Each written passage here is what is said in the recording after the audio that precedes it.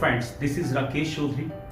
उम्मीद करता हूँ आप सभी लोग स्वस्थ हैं और घर पर हैं, क्योंकि अभी भी लॉकडाउन का टाइम चल रहा है। तो बहुत सारे लोग जिनका काम शुरू हो गया है, तो मैं उनसे कहना चाहूँगा कि आप सभी लोग भी बाहर अगर हैं तो आप सेफ हो, मैं उम्मीद करता हूँ ऐसी। और जो लोग अभी घर पर हैं, मैं उनके लिए भी उम्मीद करता हूँ कि वो भी सेफ हैं। तो हमारी पिछली वीडियो में हमने बहुत ही ज़्यादा इम्पॉर्टेंट एस्पेक्ट की बात की थी, और हमने बात की थी जो जो हमारी सीरीज़ का थर्ड पार्ट था, जिसमें हमने बात की थी कि वो थर्ड स्टेप जो कि बहुत इंपॉर्टेंट है हमारे लिए, जो हमें करना है। और उम्मीद करता हूँ आप सभी लोगों ने वो किया भी होगा। जो थर्ड स्टेप है उसको आपने किया होगा, आपने स्पीक किया होगा। जो कुछ भी आपने सोचा, जो कुछ भी आपने सुना, जो कुछ भी आपने देखा, उसको आपने स्पीक किया होगा, आपने बोला होगा। चलिए, अगर आपने अभी तक नहीं शुरू किया है तो मैं कहूँगा इसे जल्द ही आप शुरू कीजिए, क्योंकि जितना आप स्पीक करेंगे उतना ही आपका फ्लो बनता जाएगा और आप स्पीक कर पाएंगे इंग्लिश को ऑटोमेटिकली एंड फ्लुएंटली।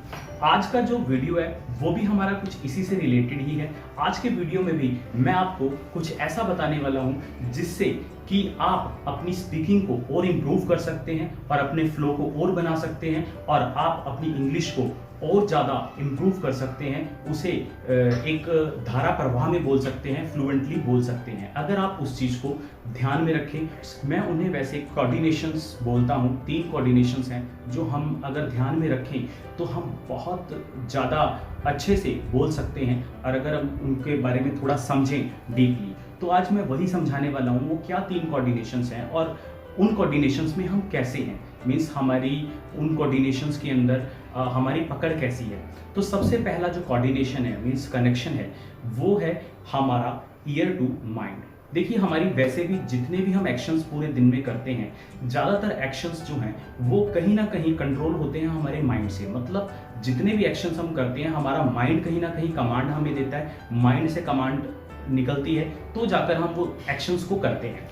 तो सबसे पहला जो हमारा कनेक्शन है माइंड का, वो है ईयर से। ईयर टू माइंड है ये, मतलब शुरू होता है कानों से और माइंड तक। मतलब जो कुछ भी हम सुनते हैं, बहुत सारी चीज़ें ऐसी हैं जो हमारे माइंड में आ जाती हैं। ये कोऑर्डिनेशन मुझे लगता है कि वो एवरेज है हमारा। मतलब बहुत सारी चीज़ें ऐसी हैं जो हम सुनते हैं और हमारे माइंड में फिट हो जाती हैं, वो हमारे माइंड में बैठ जाती हैं, हम उनको सीख जाते हैं या हम उनको याद रखते हैं लंबे समय के लिए। लेकिन बहुत सारी चीज़ें ऐसी भी होती हैं जो हमने सुनी होती है, हम भूल जाते हैं। अगर मैं आपको 1 घंटा कुछ यहाँ पर बोलूँ इस वीडियो में, तो बहुत सारी बातें ऐसी होंगी जो आपके माइंड में आ जाएंगी, और बहुत सारी ऐसी भी होंगी जो आप भूल भी सकते हैं। तो ये एवरेज है। इसके बाद जो हमारा सेकंड कोऑर्डिनेशन है वो है हमारा आइज टू माइंड, आंखों से दिमाग का। ये कोऑर्डिनेशन जो मुझे लगता है वो है परफेक्ट, बिल्कुल अच्छा है ये कोऑर्डिनेशन। क्योंकि हम जो कुछ भी देखते हैं, कुछ भी हम जो हमारे आसपास देखते हैं, वो हमें बहुत हद तक ये एक चांस है कि वो हमें चीज़ याद रहती है हमेशा। उन चीज़ों को हम बहुत ही कम भूलते हैं। जैसा कि मैं एग्जांपल के तौर पे आपको बताता हूँ, हम जब बचपन में पढ़ाई करते हैं तो जो भी स्टूडेंट्स हमारे साथ पढ़ते हैं, कभी कभी ऐसा होता है कि हम उनसे फिर मिल नहीं पाते। फिर जब हम ग्रो होने के बाद आपने ये नोटिस किया होगा कि हम कभी उनसे मिले हों, बेशक हम उनसे 10 साल बाद मिले, लेकिन एट द सेम टाइम हम उन्हें पहचान जाते हैं और हम अपने फ्रेंड से बोलते हैं कि ये मेरा क्लासमेट था या ये मेरी क्लासमेट थी। तो हमें ये चीज़ एकदम से पता चल जाती है, हम एकदम से रिकग्नाइज कर देते हैं व्यक्ति को। इसीलिए बहुत सारे स्कूल कॉलेजेस में पिक्चराइजेशन का बड़ा ही इम्पोर्टेंस है। मतलब वो लोग क्या करते हैं, पिक्चर के जरिए हमें बहुत सारी चीज़ें सिखाते हैं। बचपन में भी बच्चों को पिक्चर के जरिए सिखाया जाता है, क्योंकि देखकर जो है वो बहुत जल्दी याद रहता है। तो देखकर हमारे माइंड में जो आता है वो बिल्कुल हमारे माइंड में रहता है बहुत लंबे समय के लिए, और इवन वो हमेशा ही हमारे माइंड में रहता है। इसके बाद आते हैं थर्ड कोऑर्डिनेशन के ऊपर, जो बहुत ही ज़्यादा इंपॉर्टेंट है। अगर उसको आप समझ लें और उसके बारे में थोड़ा आप चिंतन कर लें, तो मुझे लगता है कि हम बहुत अच्छे से स्पीक कर सकते हैं, और वो है हमारा माइंड टू माउथ। वो हमारा शुरू तो होता है माइंड से और माउथ तक ये कोऑर्डिनेशन हमारा चलता है। मतलब जो भी हमारे दिमाग में होता है, हम क्या करते हैं दिन भर में उसको मुंह से बोलते भी हैं। कुछ चीज़ हमारे दिमाग में होती है तो हम वो बोलते हैं। तो इंग्लिश में भी ऐसा ही है, आपके दिमाग में बहुत सारी चीजें हैं, लेकिन इसमें क्या है कि आप जो भी चीजें आपके दिमाग में है उसको आप बोलते नहीं है। तो मेरे हिसाब से जो मुझे लगता है, अगर हम अपने सभी इंडियंस की बात करें या नॉर्थ इंडियंस की बात करें, तो इनका ये कोऑर्डिनेशन जो है ये थोड़ा कच्चा है। मतलब माइंड में बहुत कुछ है लेकिन वो स्पीक नहीं कर पाते हैं, वो बोल नहीं पाते हैं। तो ये कोऑर्डिनेशन कच्चा क्यों है? क्योंकि हमने जब स्कूल में स्टडी की या कॉलेज में हमने स्टडी की तो हमें क्या थ्योरिकली हम ज़्यादा चले, जो चीज़ें हमने सीखी उसको हमने लिख लिया और उसके बाद एग्ज़ाम में हमने उन चीज़ों को किया और हम पास हो गए। यही हमारा एक मोटिव रहता था और करना भी ऐसा ही होता है, क्योंकि हमें अच्छे मार्क्स लेने हैं, हमें पास होना है। लेकिन अगर हमें स्पीक करना है तो कहीं ना कहीं क्या था, हमें स्कूल में ही ये चीज़ भी अगर करवाई जाती कि हमें वो चीज़ जो सिखाई जा रही है साथ के साथ हमें वो रिपीट भी करवा दी जाती, मतलब स्पीक भी करवा दी जाती, तो कहीं ना कहीं ऐसी ये स्थिति हमारे सामने ना आती कि आज बहुत सारे लोग नॉर्थ इंडिया में ऐसे हैं जो इंग्लिश को बोलने में असमर्थ हैं, अनेबल है, वो इंग्लिश को बोल नहीं पाते। तो इसीलिए ये कोऑर्डिनेशन मुझे लगता है थोड़ा सा कच्चा है। तो चलिए, यही कोऑर्डिनेशन है, यही एक कनेक्शन है माइंड से माउथ का, जिसको आज मैं बताना चाहता था। वो दो तो हमारे लिए इतने इंपॉर्टेंट नहीं है, लेकिन ये जो कोऑर्डिनेशन है ये बहुत इंपॉर्टेंट है। अगर ये बन जाए हमारा कोऑर्डिनेशन, तो मुझे लगता है कि हम इंग्लिश को बहुत इजीली बोल सकते हैं। तो ये कोऑर्डिनेशन को कैसे बनाएं, हम क्या करें कि ये कोऑर्डिनेशन हमारा बन जाए? देखिए, इसका एक ही तरीका है। वो तरीका क्या है कि जो भी आपके माइंड में है आप उसे स्पीक कीजिए।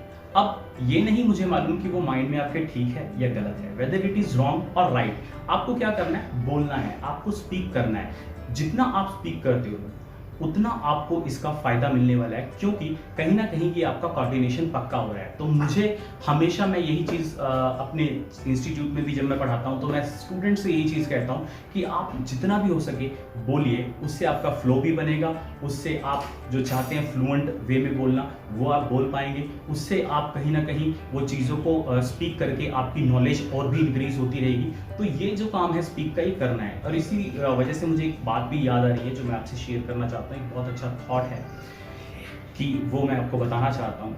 If you have great desire to learn swimming by sitting at the bank of the river, you can never learn. मतलब क्या है इसका? अगर आपके अंदर बहुत ही ज्यादा इच्छा शक्ति है स्विमिंग सीखने की, तो नदी के किनारे बैठकर आप कभी भी स्विमिंग नहीं सीख सकते। आपको क्या करना पड़ेगा? नदी के अंदर कूदना पड़ेगा। तो वही यहीं पर मैं इससे रिलेटेड बात कर रहा हूँ कि अगर आप चाहते हैं कि इंग्लिश को बोलना धारा प्रवाह में, फ्लुएंट वे में बोलना चाहते हैं, तो इसके लिए आपको बोलना पड़ेगा। इसके लिए आपको क्या करना पड़ेगा? आपको स्पीक करना पड़ेगा और इस कोऑर्डिनेशन को आपको मजबूत करना पड़ेगा, पक्का करना पड़ेगा। और वो स्पीक करने से आएगा, प्रैक्टिस करने से आएगा, रिपीट करने से आएगा। जो कुछ भी आपके माइंड में है, जितना आप उसको बोलोगे उतना आपके लिए फायदेमंद होने वाला है।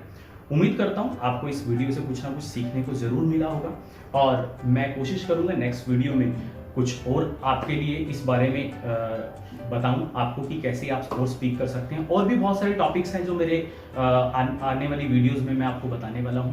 तो मुझे सुनने के लिए बहुत बहुत धन्यवाद आपका। आपने मुझे सुना इतना पेशेंसली, और इस वीडियो को आखिरी तक आपने देखा है। अगर आपको वीडियो पसंद आई हो तो इसे लाइक ज़रूर करना, और अभी तक अगर आपने इस चैनल को सब्सक्राइब नहीं किया तो चैनल को सब्सक्राइब कीजिए और बेल आइकन का बटन भी दबा दीजिएगा, ताकि अगली वीडियोस भी जो है हमारी आपको टाइम टू टाइम मिलती रहे। Thank you so much.